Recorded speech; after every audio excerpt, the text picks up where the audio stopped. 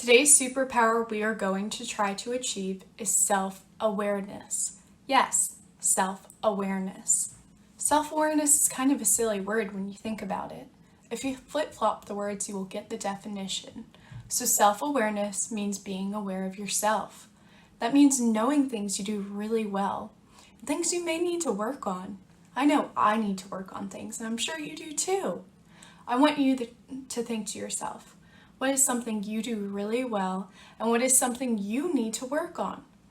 Students will then be given a minute to think about the question I had just asked, and I want them to continue to think about it as I read. Looking at this title, what do you think it tells us about what the story is going to be about? I want you to turn and talk to a partner and answer this question. Today we're going to be talking about a really cool book called The Bad Seed, written by Jory John and illustrated by Pete Oswald. What seeds do you see? Awesome. I see some acorns, some peanuts, and some other types of seeds. The Bad Seed. It looks like the author dedicated this book to Jono, Judy, Lily, and Oren. It looks like the illustrator dedicated this book to the baddest seeds they know, Vincent and William. I wonder what that could mean. I'm a bad seed. A bad seed. Oh yeah, it's true. The other seeds, they look at me and they say, that seed is so bad. When they think I'm not listening, they mumble, there goes a bad seed. I wonder why the seed is so bad. But I can hear them. I have good hearing for a seed. How bad am I? You really want to know? I kind of want to know.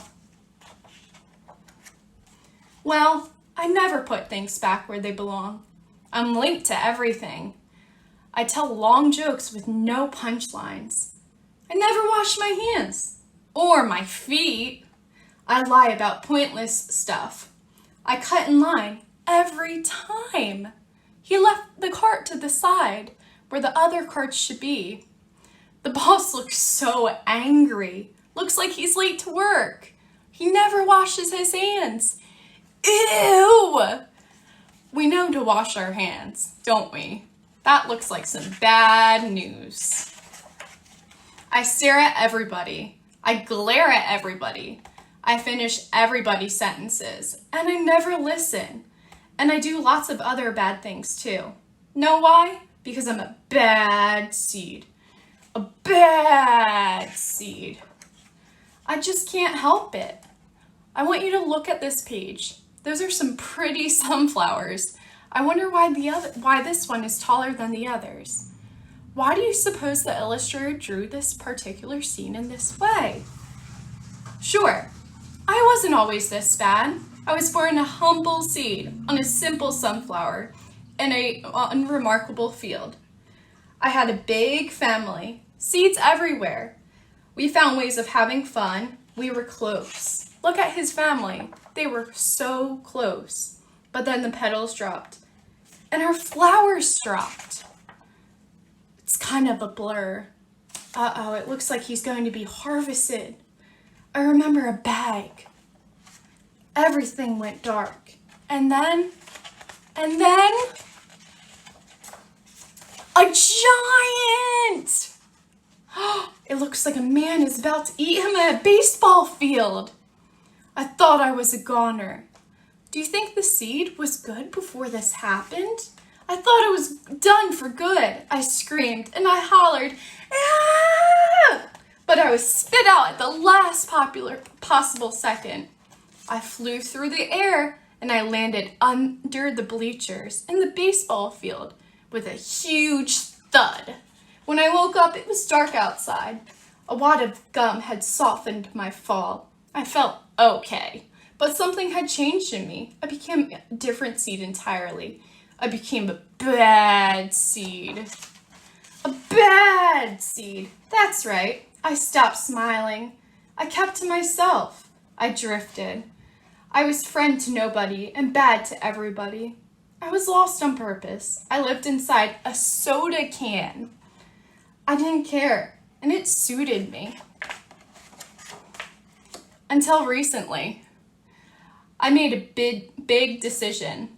I've decided I don't want to be a bad seed anymore. I'm ready to be happy. It's hard to be good when you're so used to being bad, but I'm trying. I'm taking it one day at a time, as you should. Sure, I still forget to listen, and I still show up late, and I still talk during movies, and I do all sorts of other bad stuff. But I also say thank you, and I also say please, and I smile, and I hold doors open for people, not always, but sometimes. And even though I feel bad, sometimes I also feel kind of good.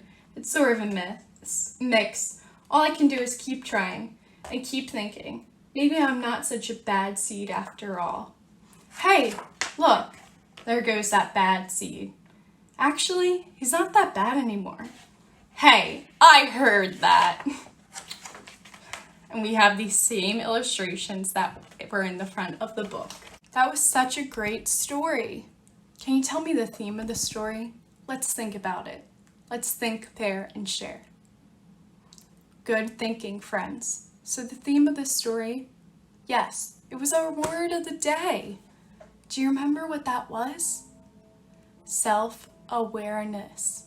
Self-awareness is the theme of this story. The bad seed was trying to be more self-aware. He eventually understood things. He needed to work on such things, such as holding doors and washing his hands. I want to pull a quote from this book on this page. And even though I still feel bad sometimes, I also feel kind of good. It's sort of a mix. And that's okay. You're going to have bad days and good days. Good job, friends. Thank you. All right, next question. So who is the main character? Students will then raise their hands. Yes, you're correct. It's the bad seed. What changed the bad seed into a good seed? Yes, after nearly being eaten by a giant man in a baseball field, he started to change from a bad seed to a good seed. He was angry and he didn't care at first. This is my favorite part of the book. He became more self-aware of things he was doing. He didn't want to continue to be bad. And he didn't want to have a bad day every single day. It's not like he did crazy things to try to become good. He did a few simple things that made him feel better. And other people noticed around him. At the end, how does he feel about becoming good and why? Yes, the seed began to smile. He showed that he was happy. He started to treat others the way he wanted to be treated. These things are all correct. You have officially earned your superpower of self-awareness. I want you all to go today and do one thing that shows your superpower, such as holding the door, talking to your friends about why you're upset, and taking turns. This will change your day. So this book is for ages 4 to 8. I had some ideas. Students could write down what they would be good at and what they would change about themselves. I could also do a whole group activity where students and I could create a timeline of the bad seed turning into a good seed, and so forth. I hope you enjoyed this.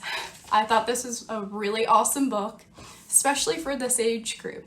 I work at a daycare, and I think I'm actually going to bring this in and read it to them.